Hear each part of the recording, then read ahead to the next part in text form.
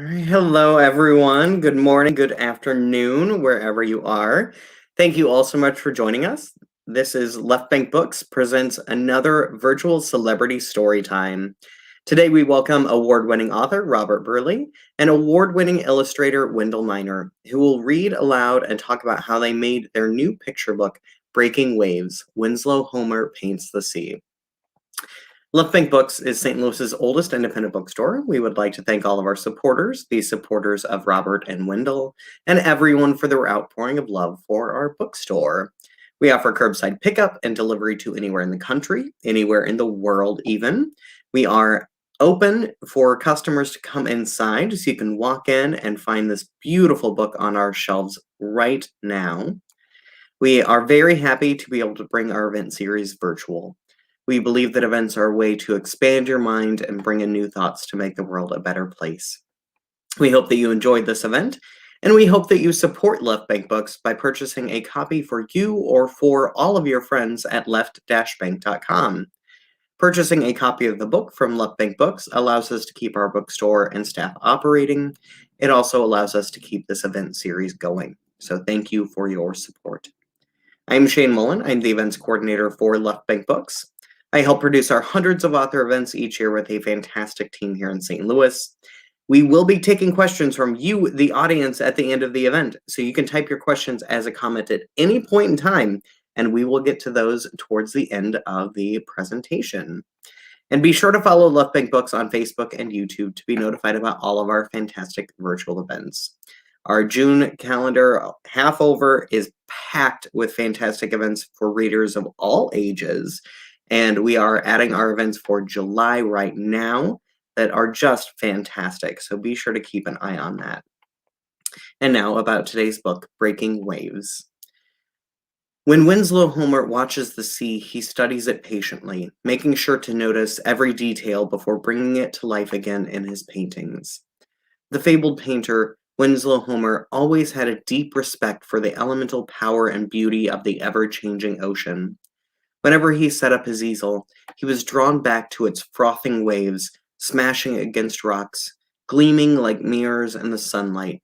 He knew it took patience to get his painting just right to capture the life of the ocean.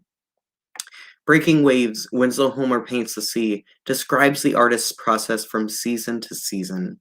Readers are shown the many blues, grays, browns, and golds that Winslow Homer used to depict the changing sea. Additional content in the back of the book further explains his work and passion for the ocean.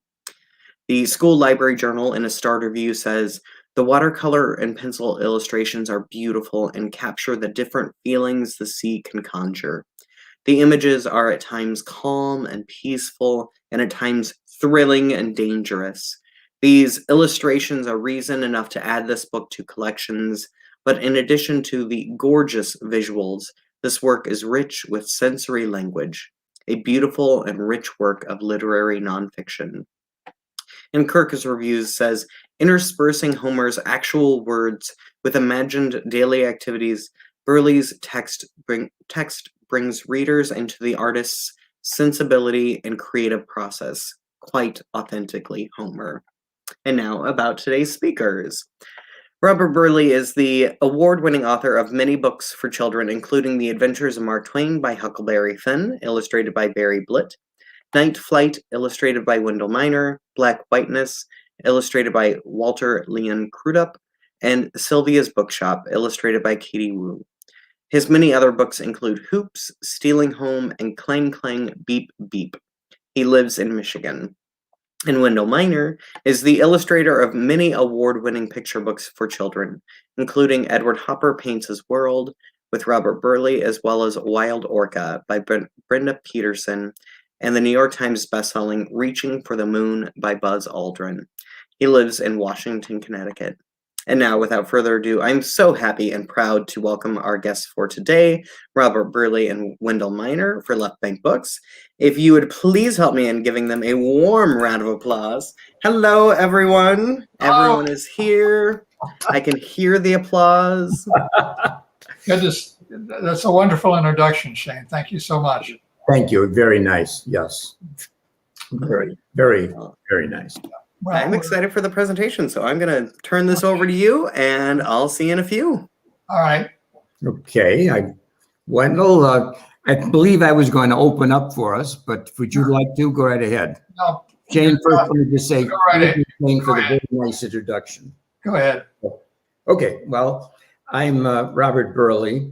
I've been writing children's books for 25, 30 years, thereabouts. I've published about 60. And I love the industry. I love writing, period. I've also attempted and have attempted to write poetry for adults. Not necessarily successful, but it hasn't stopped me. And Wendell and I have met almost 20 years ago. And I already admired his art from seeing it in other books. And we have since that time, Wendell, correct me if I'm wrong, I think published 11 or 12 11 books, Bob. How many? 11. 11, that's what I thought. Okay. 11 books. And the most recent one is the one I'm holding in front of me now. It's called Breaking Waves. Winslow Homer Paints the Sea. Beautiful cover.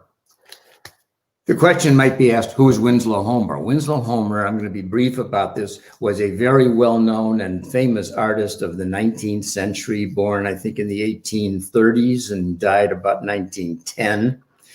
And he was very prolific. He was a good artist even as a child and as he grew up. He lived during the Civil War and he made many paintings and pictures for magazines from the war.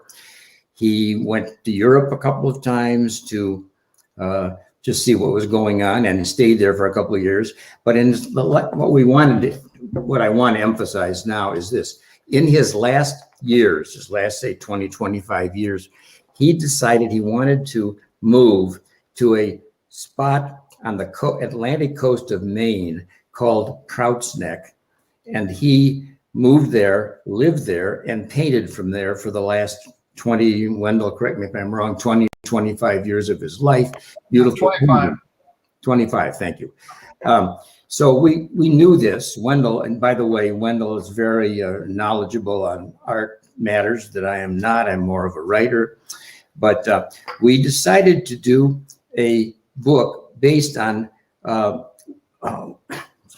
Winslow's last few years living at a spot on off Maine, a kind of cliff-ridden spot called Prout's Neck, which he went to in the last 20 years of his lived at in the last 20 years of his life. And here's the book that came out of this time he lived there. It's called Breaking Waves. Winslow Homer Paints the Sea. And I'm not going to talk too much more about this, except he did a number of beautiful sea paintings. Many of them, they're in museums all over the country. And I'm going to start you by just reading from the first page or so of the book. Let me just say one more thing before I get going. I'm talking too much, I know. Anyone who writes a story about a large area of material, let's say, needs to think of how you're going to trim this down and keep it clear and clean. Wendell and I talked about this, and we decided to do this. Take the 4 seasons of a year at Prout's Neck, where Winslow lived by himself and painted daily. And I'm just going to read to you a couple of pages from the beginning of it. And we decided not just to talk about the whole scene. We do that throughout the book, but we like to divide this into something. So we took the 4 seasons, winter, spring, summer, fall, and kind of focused on those and tried to describe or illustrate or activate how it felt for Winslow to be there. So let me just read you. Here's the first, here's the first picture of the first page. I'm sorry. He's standing up. He lived on Prout's Neck, the high cliff overlooking the Atlantic. He would go out daily and look, take notes, and then come back to his little house and do paintings. Okay, not a painting a day. I don't mean to suggest that, but he worked very hard. Let me just read page 1. Splash, Sea spray flying up into mist. Look, winter. Winslow looks at the sea. Prout's Neck, Maine. Halfway down a rocky slope at the coast's edge, the artist gazes out, watching intently. He sees the dark, restless ocean stretching far into the blue-gray horizon. A sudden wave breaks and splatters against the rocks below him, sending a chill shower against his face. Still, he watches. Something about this moment holds his attention. The wild struggle between two vast parts of nature locked in an endless battle. Sea versus land, land versus sea. So that's page one of and it's page one of the book, and it's page one of the section on fall, which is just 4 or 5 pages. I'll just show you the second thing. Here he is taking notes. When he's out there, he's not just wandering around. He's got a pad, a pencil, or even more with him and sometimes even sets up an easel. But there he is out at the edge of Prout's Neck Cliff. Okay, I'll just read this one page. Winslow takes from inside his heavy coat a tiny notebook. He pauses. Then with a small pencil, he scrawls, as he often does, a brief sentence. You must wait, he prints roughly, and wait patiently. After a final look at the scene before him, Winslow turns and walks back up the slope, heading home. He will try to paint what he has seen. And last, won't read this, but there he's kind of working at home, trying to paint. And I don't want to make this too simplistic. He didn't do this every single day, and he didn't paint a painting every day. It was very painstaking and slow. But this is a picture of one of his paintings in process. Okay. Let's see. Bob? Yes, I want to get out of the way here. What are we talking about? Wendell, take over. Why don't we talk about Winslow's early days, which is fascinating. Go ahead if you want to, or I can, if you'd like me to. Successful illustrator at the age of 20. He apprenticed with a lithographer in Boston. And after that, he was commissioned by Harper's Weekly magazine. This was during the Civil War. He was the first war correspondent as a visual person. He would do his drawings right there in the battlefield, send them to the magazine. And that really started off his ability to have a large audience. And because of that, he became quite famous. His career just sort of evolved over years. He did a lot of traveling. He's considered probably the finest watercolorist who ever lived. And a lot of his travels took him to Florida and Bahamas. And he was, and other southern places. That was the development of his beginning to love the sea. I think Bob and I discussed the fact that he lived in Europe for a couple of years at Cullercourt, England, and that was a small fishing village. And there he became fascinated with how the people made their living from the sea. And that really stuck with him. So when he returned home, that was when he really decided to divorce himself, from all of his previous successes and start over really and starting to paint the sea. And I think what's fascinating is young people should read this book only because you realize that becoming an artist is a lifetime pursuit.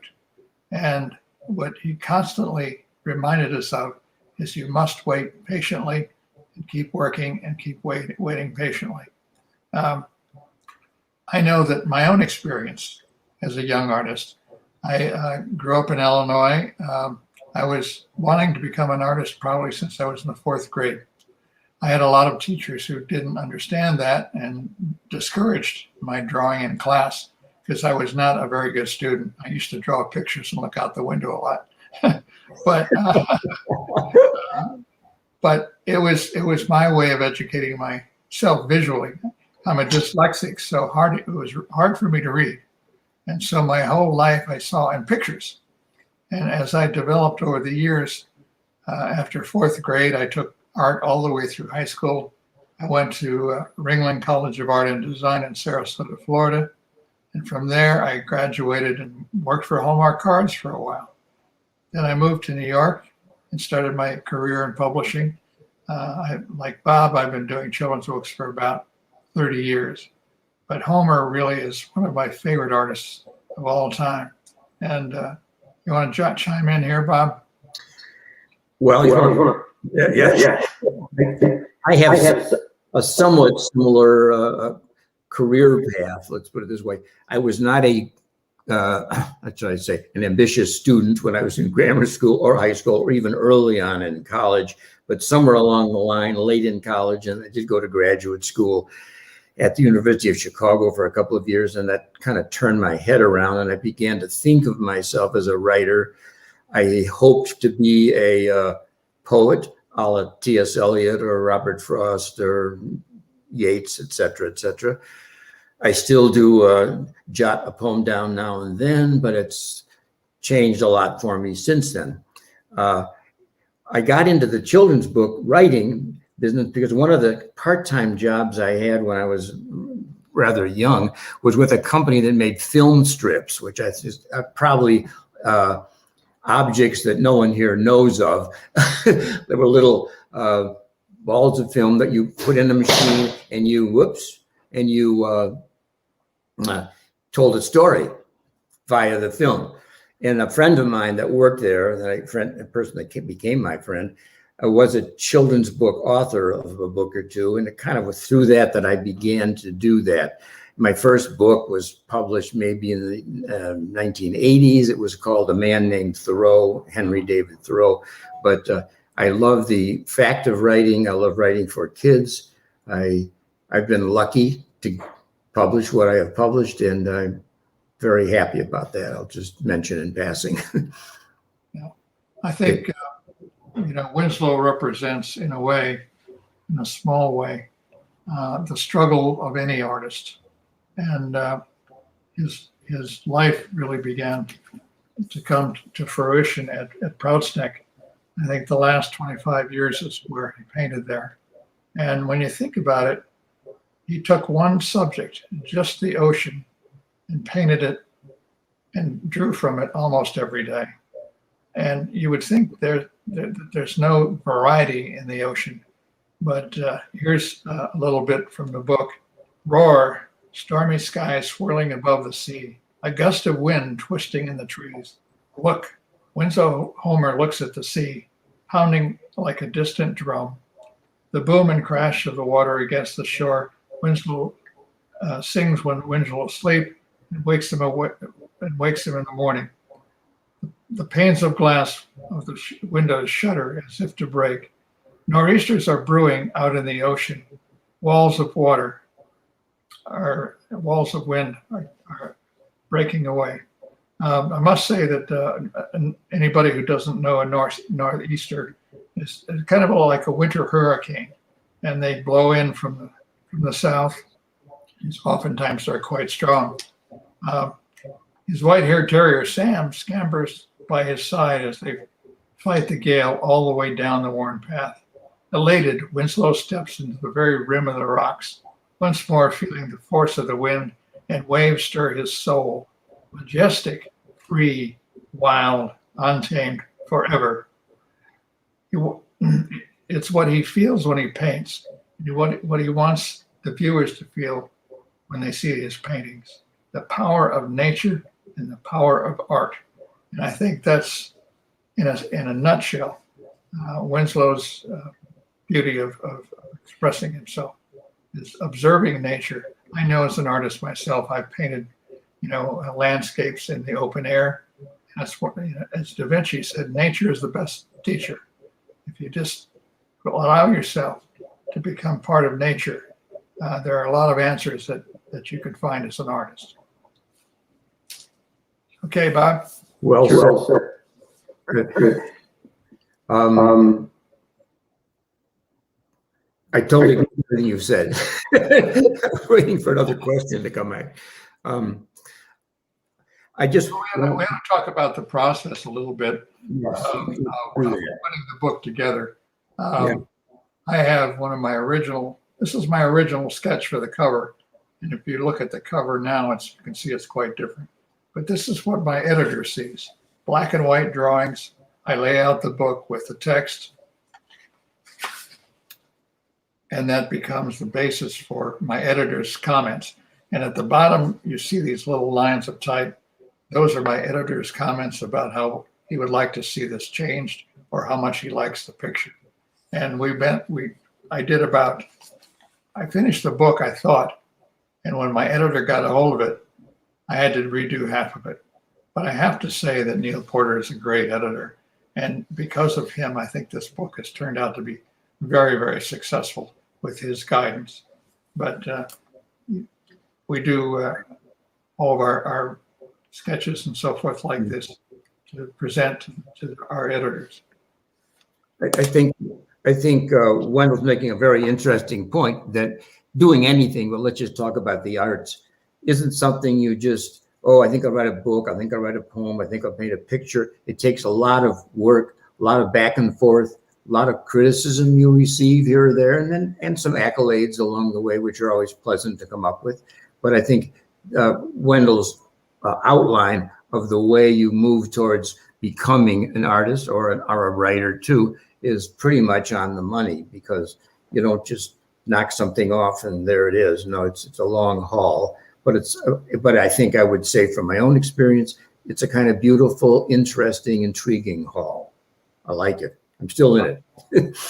I have to say, every book that we do, I probably read about 6 biographies of Winslow Homer, just to get a sense of knowing this man. Even though our picture book is only 40 pages and quite short, I wanted to get the complete, full knowledge of this man. And I think every book we do a lot of research on that as well. I ditto on that. That's true. You have to know, to be a good writer or artist. I think you have to know more than you end up displaying. Is that a good way to put it? In other words, to write a book, you need to know a lot more to either paint from it or write from it. You need to know a great deal more about Winslow Homer than probably ends up in the book, because there's just an endless amount of material, but you need to sort of look in every corner to see what might be intriguing and try to connect that to what you're working on, either visually or written material. I think, every time I do a book, I realize I could do it 3 or 4 times differently every time. It's interesting. Yeah. Yeah. How much information you absorb by studying a man's life. But I think that Winslow really does represent the best example of an American artist. He was considered by everyone to be the most famous artist of the 20th century, 19th and 20th century. What I want to also mention is that the Portland Museum of Art has quite a collection of Homer paintings, and they also own his studio where he painted for that last 27 years of his life. You can buy tickets at the museum, and a bus will take you out to see his studio at Prouts Neck. And there's a place called the Cliff Walk. You can actually take this cliff walk, as they say, at your own peril, which is kind of not so easy to do with slippery rocks. But a lot of people do it, and they get a sense of the power and the majesty of what Winslow was living with on a daily basis. Let me just add to this something that I didn't mention earlier. There is a back matter to many children's books, and this book particularly has a very active and interesting one. There's photographs here of Winslow's house, of his childhood pictures, some earlier pictures of his. This is just one of 3 pages. And so the back matter on this book, following the story, is very thorough and beautifully made, I think, and beautifully illustrated. These are mostly photographs, although I think maybe, Wendell, you did a couple of these. Maybe you didn't do any of these. But anyway. They're all Winslow. Pardon? They're all Winslow's, yes. So, but anyway, I just want to mention that because the book, it has a Very, very nice. Many children's books, especially about people or events or something, have back matters. This is one of the best back matters I think I've ever seen in a book. Well, I have to compliment you on writing it. Did I write it? Well, that's nice to know. I don't remember. Sometimes somebody else. Anyway, it's got nice pictures and so on. Some of the headlines: Who was Winslow Homer? Mhm. How did he become an artist? What is success? And what next? Where to go? A new life, a new art, a great artist at last. So this, in a nutshell, is a complete biography of his life, which is so important to understand why he decided to live in a remote place and become isolated. What's funny is he had a great sense of humor. A lot of times tourists would want to come see his studio. I love this. He would put out signs like, beware of snakes, mice, or he would put, Winslow Homer is not at home, just to keep the people away. Because the more famous he became, the more people were curious about wanting to meet the artist. Mhm. He would have none of that. He just took the world on his own terms Mhm. and dedicated himself to working every day and creating these wonderful, wonderful paintings. I totally agree. I would add to that. I think that even if you were not an artist, just reading this back matter, reading the story and the back matter of our book, I think that would inspire you. I don't care whether you're a fireman or a baseball player or a whatever or nothing. I think in this book particularly is a kind of feeling like, go for it, really go for it. And I think and we tried to make that happen, but I think, and he did go for it, of course, as you just I mentioned. think one of the points I'd like to make too is these books are an introduction to an artist to hopefully interest, the reader, children. School librarians are going to love this book. Teachers will love this book because it becomes part of a curriculum. But if we can inspire just a few kids to take their parents to a museum to see real Winslow Homers, Mm-hmm. might inspire their love of art. Because I know there are a lot of kids out there who are very talented and want to become artists, and they don't quite know how to go about it. And every artist has his own story, just like you do or I do. And I think that's something that would really help young artists inspire. I don't know how our time is going here, but I did want to kind of conclude with the last 2 pages. Remember, we're going through we started with winter, spring, summer, fall sections on each one, but I'm going to just read for you here the last 2 pages when we come back to the beginning. Here it is. I'm not sure you can see these things well, but you see them very well in the book because the book is beautifully done. But anyway, I'll just read it. Winter again. Winslow looks at the sea. Or is he looking at his painting? That was him on the left side where I was showing you the painting. Winslow looks at his painting. Or is he looking at the sea? At last, the two are becoming one. Winslow sets out a fresh canvas on his easel. Look. Great way to bring it to a conclusion. I think hopefully we've inspired our audience to investigate this book, and I'm very proud of it. I know Bob is too. It's a beautiful book. I am definitely inspired by the illustrations and how inspiring certain artists have been to my life. So that's what I wanted to start talking about first. And I think the first time that I'd seen many paintings and in books and things like that, but the first time I got to go to the Chicago Art Institute and see the gigantic Seurat hanging on the wall, that was the first time to me to really feel the beauty and majesty of a painting. And I'm wondering if either of you have had that experience, if you remember a specific instance of art really just washing over you and being involved, like, because you feel like you're living in the painting at that moment. I've had that experience with a number of things, but just two things I'll mention. When I was trying to write poetry and I first came upon T.S. Eliot, now this is a long time ago, but those first lines of the song of Proof Rock, let us go then you and I when evening is across the sky like a patient etherized upon a table. With just those three lines, like, it told me, like, wait a minute, this is poetry. You got to do something like this. You know, the second thing was, I don't know if you people know the name Anselm Kiefer. He's a German artist today who's up in years, but he's very well known. He lives in Europe. He had a show at I was trying to paint a little bit myself, and he had a show at the Art Institute of Chicago. This would have been about 30, 40 years ago.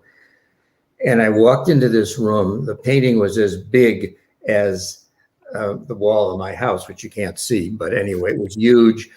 But I don't mean it was just filled with a bunch of junk. It was filled with so much energy. I think I went back and saw it 3 or 4 times while I was in Chicago, just because there's something going on here.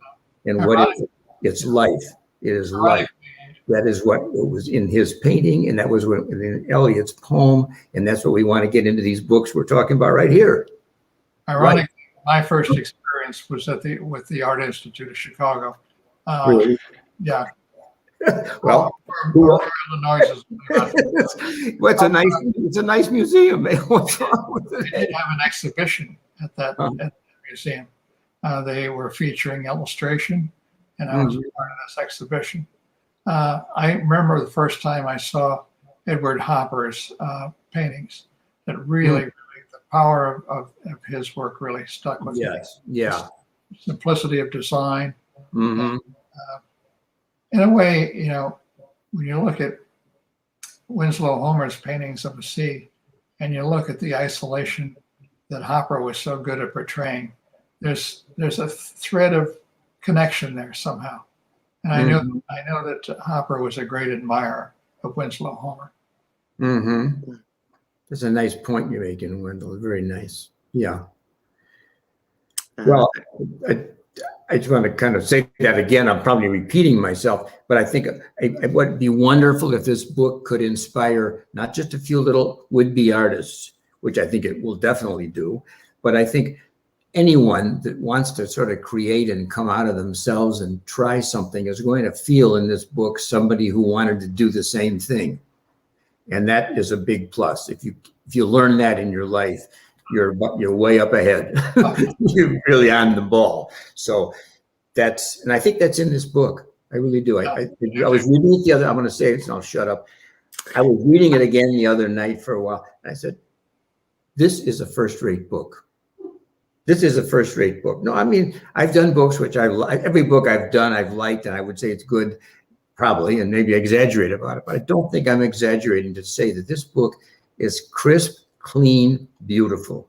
You cannot, I mean, to adults, I mean, we're thinking, I have thought, well, wait a minute, this is about an artist who is a little kid who loves to play basketball, gonna get into this? Well, maybe not, but if he put even a toe into this ocean of art that's in this book, he's going to be changed for life.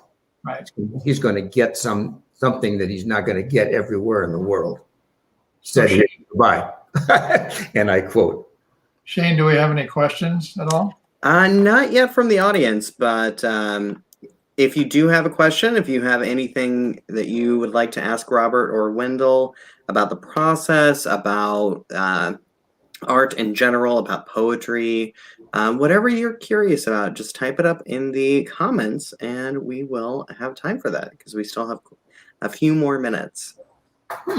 But Robert, I wanted to mention that T.S. Eliot is one of our St. Louis kind of literary icons. So if you come to the store, on each corner of our intersection is a bust of a famous poet or famous writer. Yeah. We call it the Author's Corner. Mm-hmm. And so you can see T.S. Eliot, Tennessee Williams, Kate Chopin, and William Burroughs. That's a good foursome. Yeah, all have connections to St. Louis. All lived in very close to the store, as a matter of fact. Yeah. Well, We talked about earlier, especially you, Wendell. I was curious if you would share your story about how you started doing art, because I really love your story of starting art at a young age. Right. As I mentioned, being a dyslexic, I had a hard time learning how to read. And I spent a lot of my time drawing pictures when I should have been reading, and got admonished by my teachers for not paying attention. But ever since I was in first grade, I drew pictures, and I kind of think in pictures. And so that I had a number of teachers who really took an interest in my talent and really promoted it. However, I have to say I had a high school counselor when I wanted to take 2 art courses my senior year as a special favor, to my teacher. He said, "Well, you can't make a living as an artist. Says, why don't you try something else?" And I said, "How will I know if I don't try?" And then, just not too many years later, my class was having a reunion, and my high school counselor came up and said, "Well, how are you doing?" And I said, "I'm doing just fine. I'm paying my rent with my art." That's great. Yeah. But I think a lot of times young students, unless they have a great art teacher to promote their abilities, a lot of times people are discouraged from becoming an artist. But I think it's if you can find your way as an artist, I can't think of anything I'd love to do more than this. And it's a lifetime. I've been doing this so many years. I will do it until I can't hold a brush anymore. That's great, Wendell. It's so true. It's so true. I mean, through the arts of any of the arts, I think if you get onto one, it opens a door that you never knew was there, and you walk in it, and your life is never the same. That's right. How I feel about it. I mean, I just remember my father was a great person to me, but I do remember a very distinct moment when I was still just graduating from college, and I must have said I want to be a writer, and my father, takes me, "Whatever made you think you could be a writer?" Period. And I don't remember what I answered. I don't remember anything about that. I know exactly where I stood in the living room of our place, and I can still see him. And I don't know how the conversation went from there. I didn't break down in tears or anything. I don't know what I said, but I just remember that question. I think that happens a lot with parents who are concerned about their child being able to make a living in the world. Oh, absolutely. That's what he was thinking for sure. Because I didn't just want to be a writer. I think I must have told him I want to be a poet. And that's like, hey, where are you going to make a buck now? You're going to write a Hollywood script. That's one thing. You write up. Our book, Breaking Waves, really stresses the point of patience and persistence. It does. I like that for that reason. Yeah. That we want to bring to young people. As I said before, if we can encourage, young people to go to a museum for the first time in their lives and really look at the glorious original like Shane's experience, that is, I think, one of the best things that could happen to them. I know we're getting towards the end. I'll just say 2 things. I probably and maybe very much like most of the books I have published, but I love this book. I do, and I think that doesn't mean it's going to go anywhere in the world. I don't know where it will happen or what kids or adults will find in it if they read it. But I just think it's very, very connected to some essential, important thing about life, even though it's just about a painter, right, who lives somewhere. But it isn't just about that. It's about something way deeper. Well, that's terrific. Sean, are we about ready to wrap it up? Sure, yeah. I want to thank both of you for this is a beautiful book. Wait, we do have someone just typed in a question. Oh, so it is a comment, so I will share it really quickly before we wrap up. Marcia says, this book seems like a perfect Father's Day gift for my 80-year-old retired scientist husband, now a dedicated gardener and art lover who has always revered Winslow Homer. Yes. It will be something to share with and inspire our grandchildren. Thanks so much for a captivating program and a beautiful book. And Marcia, thank Hey, you. I'd like to hear it. Thank you. Thank you. Yeah, That's like the best. What can you say? Turn it off. I think really, for all ages, really, frankly. yeah. That's the one thing I love about like children's books is that I find so much that I can appreciate in them. And like the art, the words, the poetry, like it's all still something that we can appreciate and get to spend time with and inspire and be inspired from. So I love sharing it with my nephews, my niece, but I also find so much beauty in them. So yeah, we call them kids' books, but no. As far as I'm concerned, I think it's the highest art form I can be involved in because they create paintings, they go into a book, they go out into the world and inspire young people. And that's my whole idea is I wish I had that kind of inspiration when I was a child. It would have made it a whole lot easier. So these books are meant to inspire them to pursue their love of art. Yeah. They're doing it, Wendell. Good for you. And you can learn about Winslow Homer by looking up something on Wikipedia, or you can do it in this beautiful fashion by referencing your book. So yeah. And I'm gonna go with the latter. So okay. All right. Well, I want to thank our audience. We do have another story time tomorrow afternoon or tomorrow at 11 as well.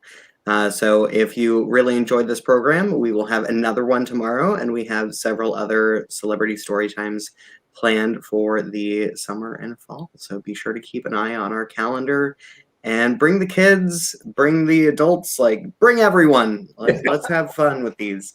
I want to thank both of you so much. Like it's really been a pleasure to thank hear you about this for book. inviting us. Really very, very kind and thoughtful of you. I'm Onward. sharing the link right now of how you can buy a copy of the book, and we will sign off with a big thank you and have a great rest of your day. You too. Thank you so much.